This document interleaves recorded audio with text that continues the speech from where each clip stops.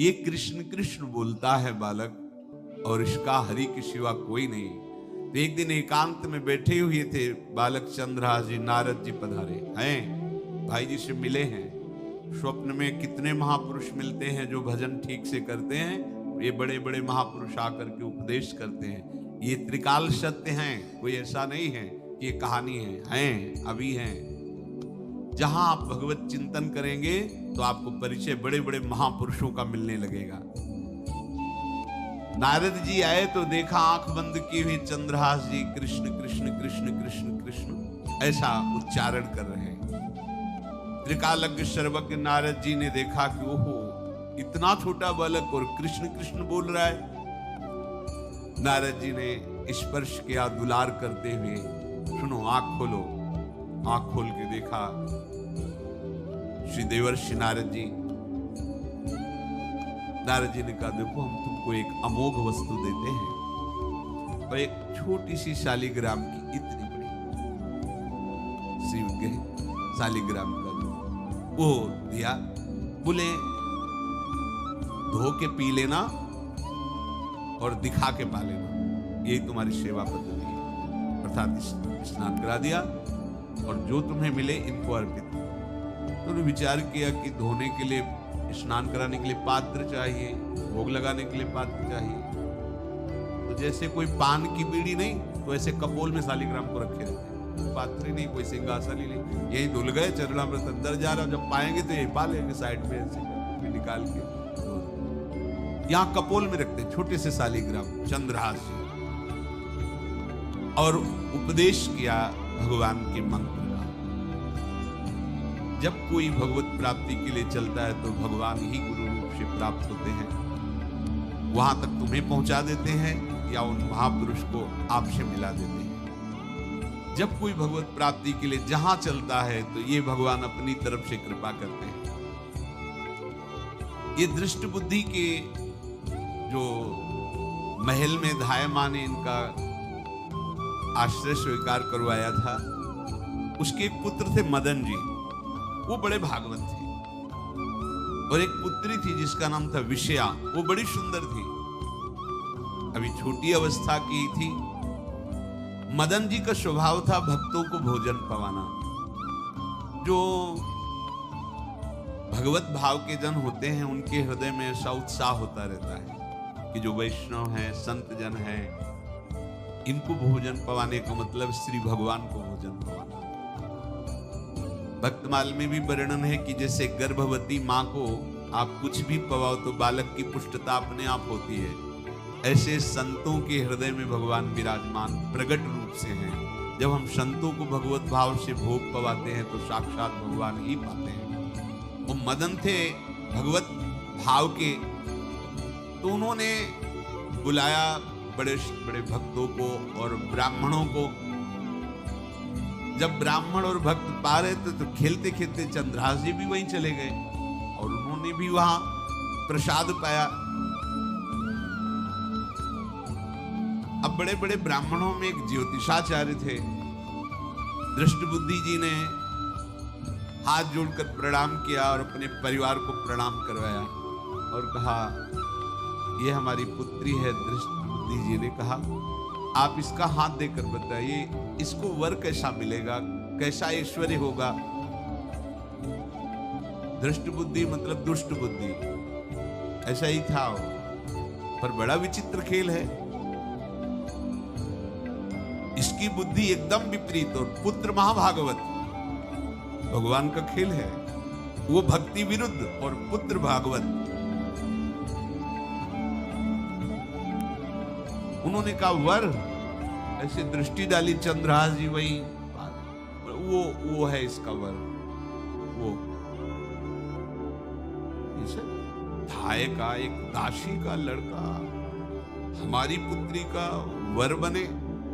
बोले शायद आपने ध्यान पूर्वक रेखा नहीं देखी, वो हम देख लिए, यही है तुम्हारी पुत्री का वर। दृष्ट बुद्धि ने विचार किया कि एक भिखमंगा हमारी राजकुमारी पुत्री का दूल्हा बने। पंडित जी को तो दक्षिणा दी, विदा किया और सैनिकों से कहा घर से निकलने न पावे बालक, क्योंकि ज्योतिष पक्की, ज्योतिष शास्त्र सत्य है, पर उसका सम्यक ज्ञान होना चाहिए। भला मुझ सम्राट के मंत्री की पुत्री, महामंत्री है दृष्टपति, और ये एक भिखमंगा कैसे हो सकता है? बड़ा हृदय में जलन हुआ, ये तो बड़ी अपकीर्ति और दुर्भाग्य का विषय होगा, इसी को मरवा डालते हैं, काम खत्म हो जाएगा। निश्चय किया और जल्लादों को बुलाया और कहा, ये बालक जो पंगत में भोग पा रहा है, इसको ले जाओ और जंगल में मार के, और इसका कोई अंग हमें काट के दिखाओ कि हम मार, मतलब पक्का मार देना है।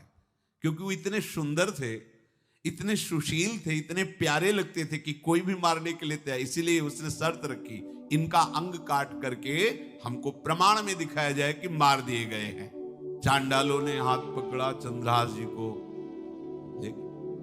चंद्रहास जी का स्पर्श करते हुए उनको ऐसा दुलार होने लगा हृदय में, जैसे मां को अपने बच्चे से दुलार होता है। स्पर्श करते, दरस परस अघनाश, भक्त का स्पर्श ही पापों का नाश कर देता है। वो दो जल्लाद आपस में कहने लगे, भाई जीवन हो गया लोगों को मारते हुए, कभी कोई पुण्य का काम नहीं किया। ये देखो भक्त संग का प्रभाव। इस सुकुमार विशाल नेत्र, कैसा सुंदर बालक जो हमारे चित्त को चुरा रहा है, इस दुष्ट बुद्धि मंत्री ने आदेश किया मारने का, भला इससे क्या बिगाड़ा इनका, क्यों मारना चाहता है? देखो वैसे तो मां पापी है ही है, क्योंकि जल्लाद घर में जन्मे हैं, पूर्व जन्म के पापों के अनुसार इस जन्म में न जाने कितनों को हमने काटा है, पर पता नहीं क्या हो रहा है, मेरे हृदय में ऐसी हिम्मत नहीं आ रही कि इस बालक को मैं मार सकूं। दूसरे ने कहा, फिर अगर उसको तुम नहीं मारोगे तो तुम मारे जाओगे, कुछ तो करना पड़ेगा। नहीं नहीं, इस छोटे से बालक से क्या किसी को नुकसान? एकांत जंगल में ले गए और कहा, तुम जानते हो तुम्हें किस लिए बुलाए? चंद्रहास जी बालक थे, 5 वर्ष की आयु हो गई थी। उनका मुझे पता नहीं कि आप क्यों लाए। बोले, हम जल्लाद हैं, तुम्हें मारने का हुक्म दृष्ट बुद्धि ने दिया है, मारना तो पड़ेगा ही तुम्हें, हमारी इच्छा नहीं कि मारे, पर हम तुम्हें अंतिम बात पूछते, तुम्हें कुछ भी पसंद हो, कुछ भी तो तुम कहो, हम तुम्हारे लिए ला के देंगे, जो तुम्हें चाहिए बोलो, पर हमें वध करना पड़ेगा तुम्हारा। तो उनका, मुझे कुछ और नहीं चाहिए, बस थोड़ा सा समय चाहिए। यदि आप मारना ही चाहते हो, थोड़ा हमारी पूजा है हम कर ले, इसके बाद मार लीजिए। आपको तो बल है, अस्त्र हैं, तो बालक हो।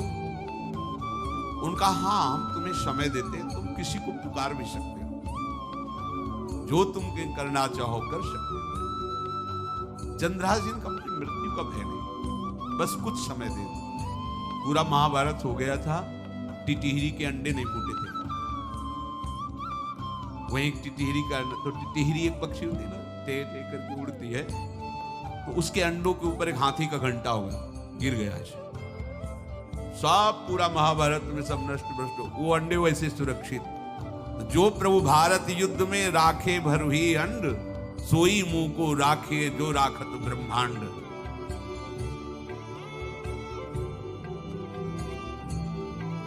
मैं तो अनाथ हूं, श्री कृष्ण के सिवा कोई मेरा है नहीं, मैं किसको पुकारूं? मेरा आश्रय तो एकमात्र वही प्रभु हैं, और निकाला शालिग्राम, यही सिंहासन है शालिग्राम। भगवान के भक्तों की अपार महिमा है, क्या सेवा। वहां कोई पंचपात्र गंगा जल सब थोड़ी है, लेकर बस आंसुओं से अभिषेक कर रहे हैं। प्रभु मुझे तो कोई ज्ञान नहीं कि आपकी सेवा कैसे की जाती, मैं तो अपने मुख में ही आपको रखता हूं। अब मेरे जीवन का अंत होने जा रहा है, बस मैं यही प्रार्थना करता हूं कि मैं आपकी ही समीप पहुंचूं, आपका ही स्मरण करूं, आपसे कभी विलग न हो, एक भी वृत्ति आपसे कभी विलग न जाए। श्याम मुरली मनोहर ललित ध्यान करते हुए आंख खोली और इशारा किया, काट लो। जल्लादों ने जब देखा आंसू चल रहे हैं ऐसा, वो बैठ गए अस्त्र रख के, कहने लगे भाई तुम मुझे मार दो, भले वो दृष्ट बुद्धि मुझे, मैं इस बालक को नहीं मारूंगा, मेरी हिम्मत नहीं है, कुछ भी हो मेरा वध हो जाए, पर मैं इस बालक को, गिरे मुरझाई दया आई कछु भाए भरे, ढरे प्रभु और मति आनंद शोभिनी है, हुती छठी आंगुरी सो काट लई दूषण हो, भूषण ही भयो जाई कही सांच चीनी है।